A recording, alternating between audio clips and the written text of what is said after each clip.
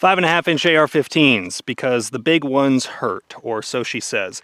Today we're going to be talking really quickly and briefly about my Ktactical upper on my legally registered NFA Other.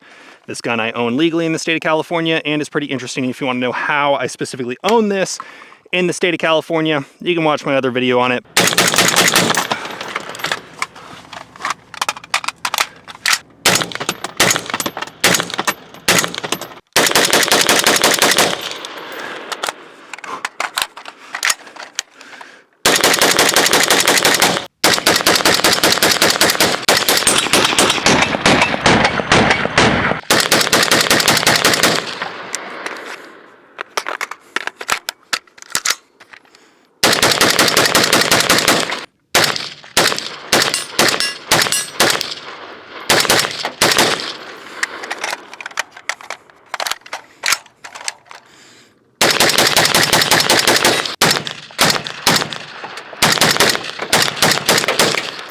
Okay, so today I'm going to talk to you really briefly, just kind of talk to you about, is this 5.5-inch AR-15 AOW practical, cool, fun, useful? Well, in terms of practicality, it's really just not all that practical. But we did some velocity testing. I did some brief accuracy testing, and I'm talking real brief because you're not going to get a whole lot of accuracy out of a 5-inch gun. You're not going to be able to push it out very far, and I saw the groups opening up quite wide. But we're going to talk about some cool things about this setup, mainly being that it's cool as hell. We'll talk about the details of it. Now, Garand Thumb, he goes tip to butt, but over here we go ass to mouth. So we're going to talk at the back and go forward, because honestly, some of the most interesting stuff is at the rear. Now, to start at the brace that we have, this is the HAR 15 Harrington and Richardson. You get them from PSA. This is a brace that's designed to look like the car stock and give it kind of that aesthetic. I've put some blockers in there so it only goes so far to keep the length of pole are appropriate, because I think the ATF still cares about that. Anyways, braces are back on the menu, but in the state of California, braces are kind of in a weird spot because it's sort of a gray area. If you want to watch my video talking about how I made this an AOW and why I made it an AOW in the state of California, you can go watch that. But we have a brace on it. This is a pistol brace. This is not a stock. You can use it like a brace. That's how I normally use it, but I show it on camera, you know, bracing it against my face and shoulder, but it's a brace, not a stock. The buffer tube is standard. It has a law folding adapter. Now, you can fire this once while folded. It says close before firing, and you're not supposed to fire it while closed, but you technically can do it at least once, at which point you would have to close this back up, rack that round out, because the bolt does not cycle when this is closed up like that, or when it's folded like that, it does not cycle. But you can get one round off, I guess. Not all that practical. I would not recommend doing that. The buffer system inside of this is actually fairly interesting. It uses an H3 buffer, which is very heavy, and it uses a flat wire spring, which Ktactical, I believe, said they cut off like some section of it and stretch it out so that it fills the same space, but it gives you a very interesting recoil pulse. When this gun shoots and recoils, it's a very slow, soft, like jump.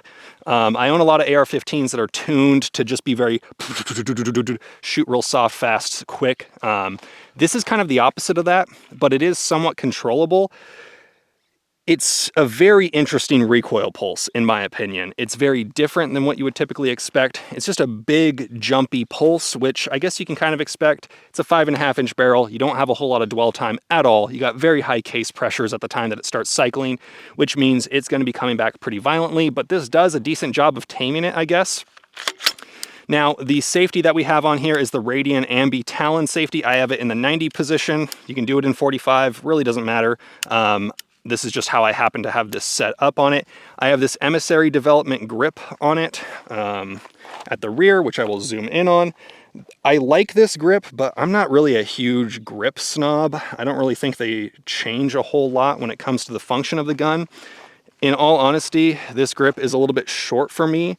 My hand really gets cramped up on it. If this was like an extra like ½ inch longer, I think this would be perfect for me, but it is what it is. It has a nice beaver tail. I had to kind of modify it to fit on here by just sanding off some of the edges of the beaver tail. The trigger in it is the AR Gold trigger, which is very lightweight. We'll zoom in on this. Very short break, and then, you know, see, it barely moves at all. But the reset on it is very weak. I personally prefer triggers that have a very strong reset. So when you let off, it has like this little bit of like take up that's like non-existent in terms of weight. This is like, I could fart on this and I feel like it would take up that slack, but it's like it's almost a two-stage trigger, but I wouldn't really call it a two-stage trigger with just how light that first stage is. So very light, a little bit of a pull, and then it sits there and it barely moves at all. So it's sort of like a single stage, sort of like a two-stage. It feels more like a single stage because this initial take-up is, again, just so light. I don't really like how soft the trigger reset is because you really have to do all of the work, which makes it a little bit harder to shoot fast in this setup. I don't know how this trigger would perform on a longer gun, but this is just how they set me the gun.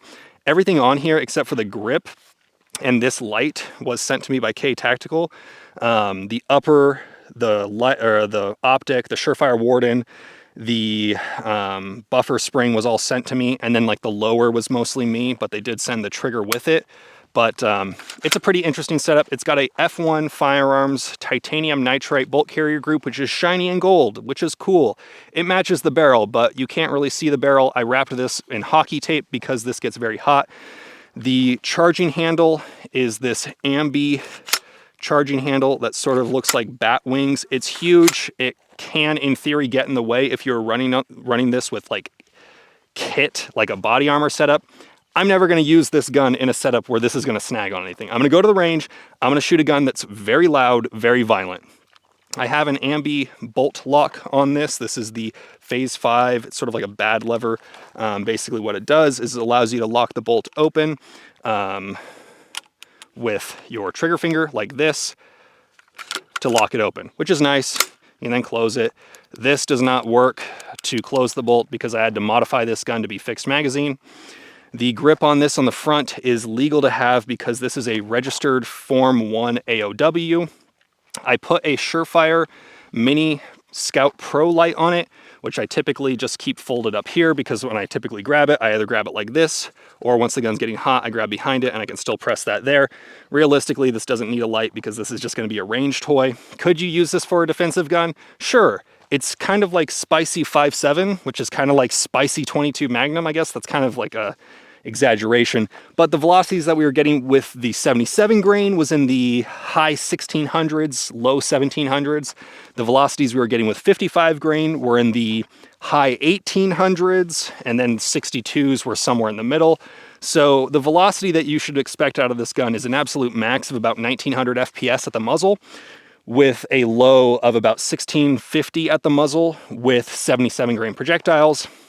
With the barrel being 5.5 inches, I would highly recommend that you probably want to use heavier grain bullets if you're going to use this as a defensive gun, just because the lighter velocity bullets rely more on speed to do what they have to do. The 77 grain OTMs tend to perform better at lower velocities.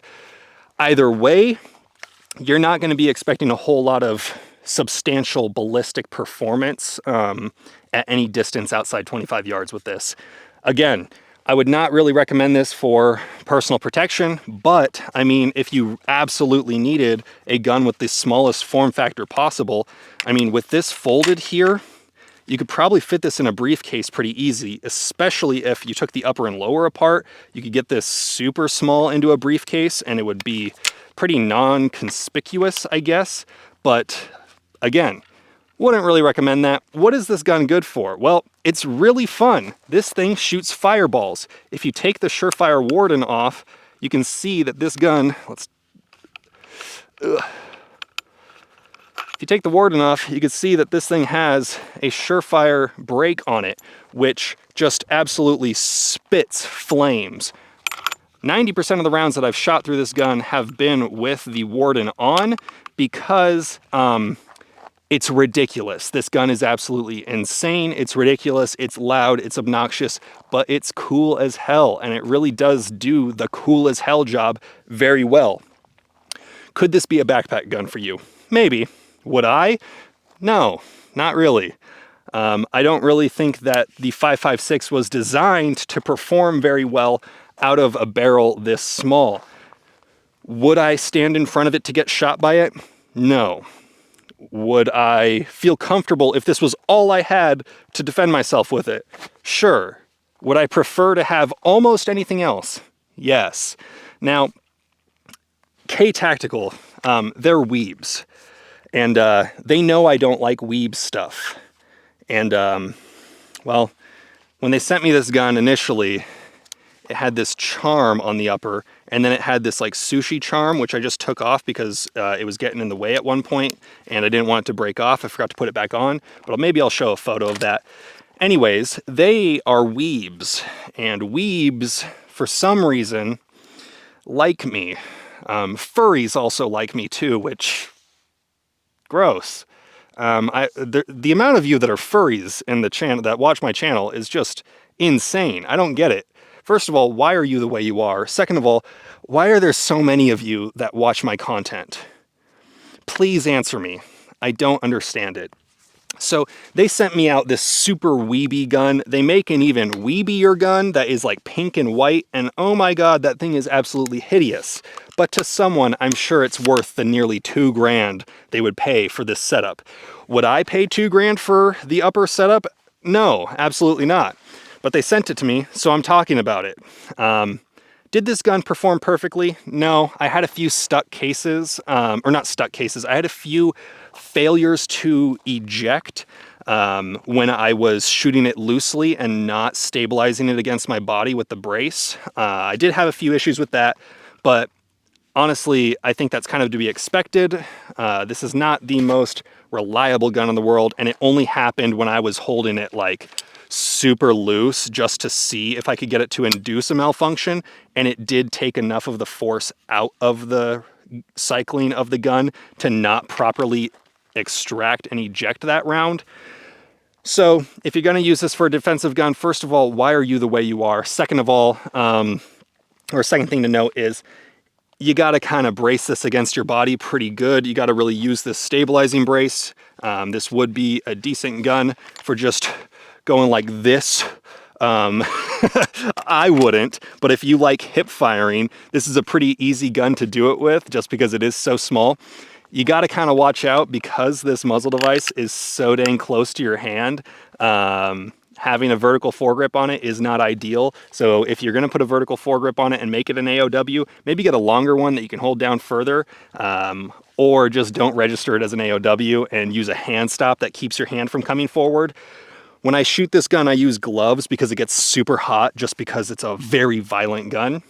So yeah, in the sense that this gun is cool for making big loud booms, it does a great job. Would I spend my money on it? Probably not, to be honest. Should you spend your money on it? That's up to you. I know a lot of you are weebs and you probably want to support your fellow weebs. I got no problem with you doing that. Anyways, let me know what you think down below. You guys know the drill. Have fun, be safe, stay dangerous. Peace.